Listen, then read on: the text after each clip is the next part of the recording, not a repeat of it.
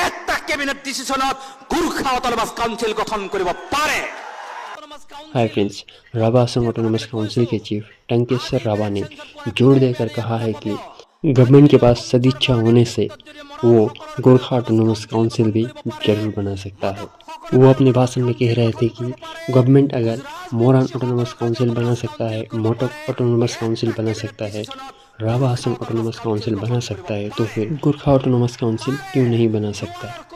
उन्होंने गोरखा के लोगों से ये भी कहा कि गोरखा ऑटोनॉमस काउंसिल पाने के लिए गोरखा लोगों को दिसपुर और दिल्ली तक उनको अपना आवाज पहुंचाना होगा। অটোনমাস কাউন্সিল মই যুক্তিৰ কথাখিনি কৈছো। আজি বেলেগ সেন্সৰ কোনেও বেয়া নাপাব।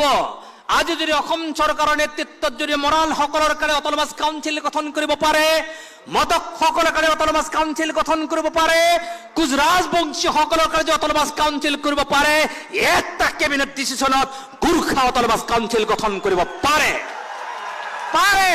নোৱাৰাৰ কোনো কাৰণ নাই, কেৱল সদিচ্ছাৰ অভাৱ। সদিচ্ছা লাগিব, সদিচ্ছা।